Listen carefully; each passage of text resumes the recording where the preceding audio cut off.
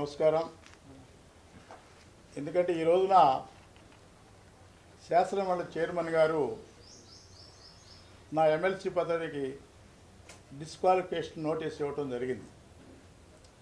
ఇది నేను కక్షాధిప చర్యగా భావిస్తున్నాను. కారణం ఏంటంటే మౌఖికంగా నా యొక్క సమాధానం వినాలా. ఇటీవల సంబంధించి కూడా మాట్లాడినప్పుడు కూడా ఆయన మాట్లాడితే నా టైం అని కూడా అడగటం జరిగింది. ఆ తదుపరి మరలా కూడా టైం ఇచ్చినట్లయితే వచ్చి సమాధానం చెప్తాను కూడా మాట్లాడడం జరిగినప్పుడు కూడా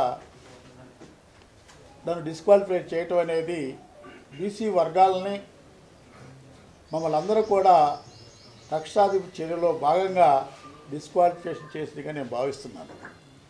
కారణం ఏంటంటే మీకు తెలియదు కాదు, ఈ రాష్ట్రంలో మొట్టమొదటి కూడా పార్టీలోకి ఎవరు పెట్టినప్పుడు, ఎవరు కూడా పార్టీలోకి రానప్పుడు కూడా నేను జగన్మోహన్ రెడ్డి గారిని మద్దతు పలికా.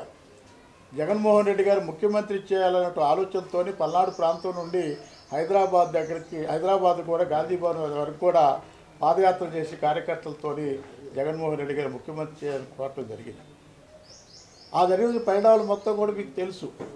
2014 సంబంధించి కూడా 7,000 ఓట్లతో నేను డిఫీటెడ్ అయితే 4,700 సంబంధించి ఓట్లకు సంబంధించిన క్రాస్ ఓటింగ్ చేయటం ద్వారా నేను ఓటుకోవడం జరిగింది.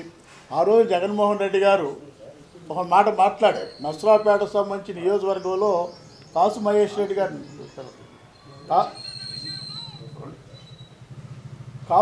రెడ్డి గారిని పార్టీలో చేర్చుకునేటప్పుడు నన్ను అడిగారు, కాసు మహేష్ రెడ్డి చేర్చుకుందామని. నేను ఏమాత్రం కూడా ఆయనకి సమాధానం చెప్పకుండా నేను ముఖ్యమంత్రి కావాలన్నా నువ్వు ఎమ్మెల్యే అన్నప్పుడు తప్పనిసరిగా మీ ముఖ్యమంత్రి కావటమే నా అవసరంగా, నా పదవి ముఖ్యం కాదనే ఉద్దేశంతో కూడా కాసు మహేష్ రెడ్డి గారిని ఆ రోజు పార్టీలో తీసుకోవడం జరిగింది.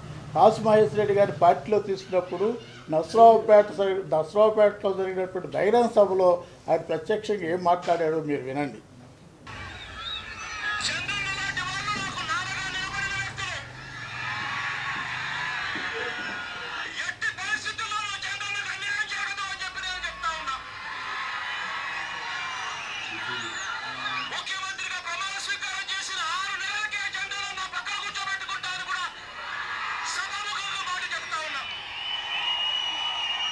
ఇది ఆయన మాట్లాడింది. అంటే అప్పుడు 6 నెలలకి, అంటే ఆ రోజున శ్రీనివాసరెడ్డి గారికి నర్సరావుపేట స్థానికంగా ఎమ్మెల్యేగా ఉన్నాడు, ఎమ్మెల్యే ప్రకటిస్తూ ఆ తర్వాత మహేష్ రెడ్డి గారిని తీసుకొచ్చేసి గుజాలు పంపిస్తూ ఎమ్మెల్సీలు ఖాళీగా ఉన్నప్పుడు కూడా ఎలక్షన్ తరపున 6 నెలలకి తర్వాత నన్ను పక్కన కూర్చోబెట్టి మాట్లాడుతామంటే అలా పదవి లేనట్లే కదా, ఎమ్మెల్సీ సంబంధించి ఇవ్వాలంటే ఆలోచన లేనట్లే కదా.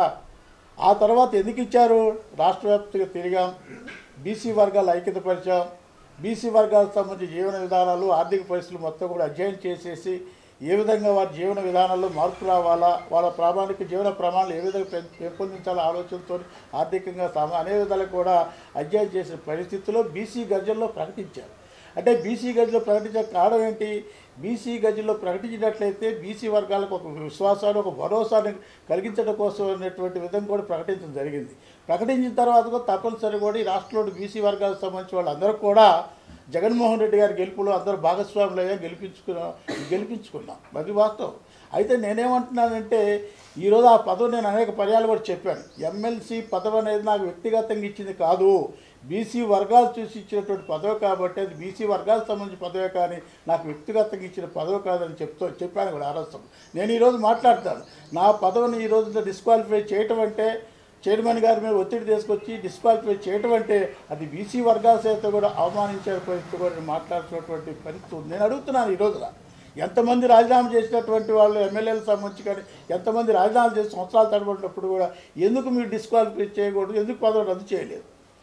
కేవలం బీసీ వర్గాలకు సంబంధించి వాళ్ళు కనపడుతున్నారా? ఈరోజు నేను చెప్తున్నాను, 4-3 సంవత్సరాల క్రితం కూడా వంశీకి సంబంధించి కానీ, మధ్యాలగిరికి సంబంధించి కానీ, వాళ్ళకి సంబంధించి కూడా తెలుగుదేశం పార్టీలోని వైఎస్ఆర్ కాంగ్రెస్ పార్టీ మీరు చేర్చుకొని అనేక విధాలు చేర్చుకున్నప్పుడు ఇప్పటి వరకు వాళ్ళ మీద ఎందుకు సంబంధించినటువంటి డిస్క్వాలిఫికేషన్ చేయలేదు కూడా నేను అడుగుతున్నాను. అంటే కేవలం బీసీ వర్గాల మీద కక్షాధిప చర్యలుగా భావించాల్సిన అవసరం ఉందనే విషయం కూడా చాలా స్పష్టంగా కనబడుతుంది. అంతేకాకుండా ఇంకొక విషయం మనం చేస్తున్నాం. ఎందుకంటే ఈ రాష్ట్రంలో చూడండి, బీసీ వర్గాల నాయకత్వాన్ని ఏమాత్రం కూడా ఎదగనేటువంటి పరిస్థితి కనపడుతుంది. దానికి ఉదాహరణ ఎంతోమంది ఎమ్మెల్యేలు ఎంపీలు షఫ్లింగ్ చేశారు. ఎప్పుడు లేని ఈ దేశంలో లేని ఒక సిస్టమ్. అంటే బీసీ వర్గాలు అట్ని ఎమ్మెల్యేగా మార్చడం, ఆ ఎమ్మెల్యేగా ఇక్కడ తీసుకొచ్చి ఈ ప్లేస్ మార్చడం తప్ప మిగతా ఒక సామాజిక వర్గాల సమయాన్ని మార్చగలిగారా?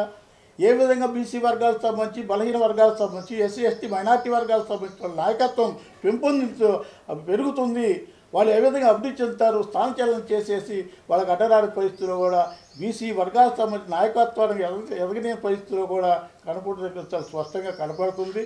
దీనిపై చట్టపరంగా ఉన్న చర్యలకు కూడా ఉన్నట్టు లీగల్గా ఒపీనియన్ తీసుకొని లీగల్గా కూడా పాటిపోతారు. ఈ బదనాం కాదండి, ఆ స్వభావం అది. ఎందుకంటే ఎవరిని ఎంతవరకు వాడుకోనో వదిలేయాలన్నటువంటి ఆ స్వభావం రీత్యా కానివ్వండి. ఇప్పుడు ఎక్కడ మనం ఇప్పుడు చాలా ఉదాహరణలు ఉన్నాయి. ఇప్పుడు బీసీ వర్గాల సభ 56 కార్పొరేషన్ సభ్స్ ఏర్పాటు చేశాం. కార్పొరేషన్ చైర్మన్ కనీసం కలవటానికి కూడా అవకాశం లేని పరిస్థితి. మీకు తెలుసో లేదు, మీకు గుర్తుందో లేదు, కానీ కార్పొరేషన్ ప్రకటించినప్పుడు కూడా నేను వెళ్ళలేదు. కార్పొరేషన్ అవి కాకుండా కూడా బీసీ వర్గాలకు ఇచ్చేటువంటి స్టేట్ సంబంధించి కార్పొరేషన్ ప్రకటించినప్పుడు కూడా ప్రకటన రమ్మన్నా కూడా నేను వెళ్ళలేని పరిస్థితి. ఎందుకంటే పదవులు కాదు కదా, పదవుల సభ్యులు ప్రాధాన్యత ఇవ్వాలి, పదవుల తగిన గౌరవం ఇవ్వాలి, పదవుల తగిన ప్రోటోకాల్ ఉండాలి. ఆ గౌరవం లేనప్పుడు పదవి మనం చూస్తున్న ప్రోటోకాల్ లేని పరిస్థితి. జిల్లాలో స్టేట్ కార్పొరేషన్ చైర్మన్ అయినప్పుడు కూడా కనీసం కుర్చీ లేని పరిస్థితి. మీటింగ్లకు సంబంధించి కూడా ఇప్పటి వరకు కూడా 56 కార్పొరేషన్ చైర్లు కూడా లేనటువంటి పరిస్థితి ఉండే కాలంలో బీసీ వర్గాలకు సంబంధించిన గౌరవం ముఖ్యం, ఆత్మగౌరవం ప్రధానంగానే ఉండి బీసీ వర్గాలకి పదవులు ఇచ్చినంత మాత్రం సామాజిక న్యాయం జరగదు. సామాజిక న్యాయం అంటే ఏంటి? స్వేచ్ఛ, సమానత్వం, సౌభాతృత్వం, ఆత్మగౌరవంతో కూడినటువంటి సామాజిక న్యాయం కానివ్వండి. అలాంటి గౌరవాలు లేనప్పుడు సామాజిక న్యాయం ఎట్లా వస్తుంది? ఏదో పదవులు ఇచ్చినంత మాత్రాన సామాజిక న్యాయం జరిగే పరిస్థితి. ఎందుకంటే జగన్మోహన్ రెడ్డి గారు మాట్లాడతారు, నా ఎస్టీ, నా బీసీ, నా మైనార్టీ వర్గాల మాట్లాడతారు. కానీ జగన్మోహన్ రెడ్డి గారి యొక్క సామాజిక న్యాయంలో నేతి బీరకాయల నెయ్యి అంత నిజమో ఆయన యొక్క సామాజిక న్యాయంలో అంత నిజం కనపడుతుంది. ఈరోజు మనం చూస్తున్నాం రాష్ట్ర పరిస్థితి సంబంధించి ఒక తడవ ఆలోచిస్తే పల్నాడు పరిస్థితి ఒక తడవ చూడండి మీరంతా కూడా. ఎందుకంటే నేను 10 సంవత్సరాలు కూడా ఎమ్మెల్యే చేశాను పల్నాడు సంబంధించి, గురజాల నియోజకవర్గానికి సంబంధించి. అదేవిధంగా ఎరపతినేని శ్రీనివాసరావు గారు కూడా 15 సంవత్సరాలు ఎమ్మెల్యే చేశారు. ఎక్కడ కూడా ఏ విధమైన తగాదలకు కానివ్వండి, గ్రామాల్లో రెచ్చగొట్టే విధానాలకు సంబంధించి కానివ్వండి, ఎలక్షన్ అయిపోయిన తర్వాత కానీ ఎలక్షన్ ముందు కానివ్వండి ఎలాంటి గొడవలు చెందిన పరిస్థితి లేదు. ప్రశాంతంగా గ్రామాలు ఉండే పరిస్థితి ఈ రోజున పల్నాడు సంబంధించి దొరల పరిపాలన జరుగుతుంది. పల్నాడులో ఎవరు మాట్లాడడానికి వీల్లేని పరిస్థితి.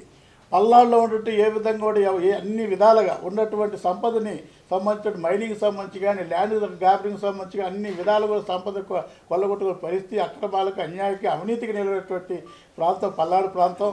ఆ ప్రాంతాలు కూడా కావాలని తమ వ్యక్తిగత స్వార్థం కోసం, తమ పదవుల కోసం, తమ ఆదాయం కోసం, తమ పెత్తనాల కోసం కూడా ఈ రోజు పల్నాడు ప్రాంతాన్ని ప్రశాంతం లేకుండా ఈ ప్రజాప్రతినిధులు తీస్తున్న పరిస్థితి చూస్తే చాలా ఘోరంగా ఉన్నటువంటి పరిస్థితి కనపడుతుంది. ఆడపిల్లలు సైతం ఉన్నటువంటి వాళ్ళు కూడా, బూతులో ఉండేవాళ్ళు సైతం కూడా తలపెట్టి వచ్చి నరికే పరిస్థితి కనపడుతుంది. అనేక గ్రామాలు బీపత్వం సృష్టించే కనపడుతుంది. ఎందుకంటే ఈరోజు మనం చూస్తున్నాం, నిన్నగాక మొన్న మహేష్ రెడ్డి గారును, అదేవిధంగా అనిల్ కుమార్ యాదవ్ సంబంధించి కొత్తపాలెం సంబంధించి కొత్తగా రేషన్ పార్టీ సంబంధించి గ్రామం వెళ్ళారు. గ్రామాల్లో జరుగుతున్నటువంటి పరిస్థితి చూస్తే వీళ్ళు 100 మంది 1000 మంది సంబంధించి గ్రామాల్లోకి వెళ్తే ఆ గ్రామ పరిస్థితి ఏం కావాలా? ఆ గ్రామాన్ని సామరస్యంగా ఉండటం కోసం మీరు ప్రయత్నం చేస్తారు, ఆ గ్రామాలు తగులుబెట్టడం కోసం మీరు ప్రయత్నం చేస్తున్నారు. మరీ ముఖ్యంగా అనిల్ కుమార్ యాదవ్ గారు వచ్చినప్పుడు ఈ ప్రాంతానికి పల్నాడు ప్రాంతాలకు సంబంధించి యాదవుల మధ్య గ్రామాల్లో అన్ని గ్రామాల్లో చిచ్చుపెట్టే పరిస్థితి కనపడుతుంది. కొత్త గణేష్ గ్రామం సంబంధించిన ఒకటే మహేష్ రెడ్డి గారిని కానివ్వండి, అనిల్ కుమార్ గారిని నేను అడుగుతున్నాను. 2019 సంబంధించి కూడా నేను ఆ గ్రామాల్లో తిరిగాను. ఆ గ్రామాలు తిరిగినప్పుడు ఓటింగ్ జరిగింది, బాగా జరిగిన పరిస్థితి కూడా 2019 లేనటువంటి గొడవలు 2024 సంబంధించి ఎందుకు వచ్చాయి? ఏదో ఆ గ్రామానికి సంబంధించి గొడవలు ఉంటే దాన్ని ఒక కులానికి పోయటం, ఎన్నికల సందర్భంగా ఏర్పడిన యాదవులను ఇంకో కులానికి చూసేసి మిగతా గ్రామాలతో యాదవుల మీద దాడి చేస్తారు కాబట్టి అని మిగతా గ్రామాలతో యాదవులకు సంబంధించి కూడా రెచ్చిపోవడం కోసం, కులాల మధ్య తగాద పెట్టడం కోసం మీరు ప్రయత్నాలు చేస్తారు తప్ప కులాలు సామరస్యంగా ఉండాలనేటువంటి ఆలోచన ఏమాత్రం కూడా చేయలేని పరిస్థితి. ఈ విధంగా అనేక గ్రామాలు రెచ్చగొడుతున్నారు. మీరు ఒక తరగ చూస్తే వీళ్ళ ప్రసంగాలు చూడండి. పల్నాడు ప్రాంతంలో మార్చెల్ల గుర్రాలకు సంబంధించినటువంటి ఎమ్మెల్యేల ప్రసంగం, ఎంపీల ప్రసంగం చూసినట్లయితే వాళ్ళ ఎంపీ క్యాండిడేట్ ప్రసంగాలు చూస్తే కేవలం తొడలు కొట్టుకోవటం, మీసాలు సంబంధించి తిప్పటం, అదేవిధంగా యువకులు రెచ్చగొడటం తప్ప ఏమాత్రం కూడా గ్రామాల్లో సామరస్యంగా ఉండాలా, గ్రామాల్లో అందరూ కలిసి ఉండాలంటే విధంగా కూడా కనపడే పరిస్థితి లేదు. వీళ్ళు చేసేటువంటి అరాచకాలు, వీళ్ళు చేసేటువంటి ప్రోత్సహించినటువంటి అనేక విధాలుగా రెచ్చగొట్టే విధానాల మూలంగా ఈరోజు పల్నాడు ప్రాంతం అసలు గ్రామాలు మొత్తం కూడా గ్రామాలు అనేక ఇబ్బంది పడే పరిస్థితి ఉంది. నేను పల్నాడు పిల్లలకు ఒకటే మనవి చేస్తున్నాను, మీరు తప్పనిసరిగా మీ పిల్లల భవిష్యత్తు ఆలోచించండి, మీ భవిష్యత్తు ఆలోచించండి. గ్రామాల అభివృద్ధి ఆలోచించండి, కానీ ఎవరు స్వార్థం కోసమో, ఎవరు పదవుల కోసమో, ఎవరు సంపాదన కోసమో మీరు ఏమాత్రం కూడా గొడవలు పెట్టుకునే పరిస్థితి ఉండకూడదు. మీరందరూ సమన్వయం పాటించడానికి కూడా పల్నాడు ప్రజానికాన్ని మొత్తం మనవి చేస్తున్నాను. అదేవిధంగా పల్నాడు ప్రాంతంలో 144 సెక్షన్ ఉంది. పోలీసులు కూడా ప్రజలందరూ కూడా సహకరించమని, సామరస్యంగా సమన్వయం పాటించమని కూడా పల్నాడు ప్రజలకు మనవి చేస్తున్నాను.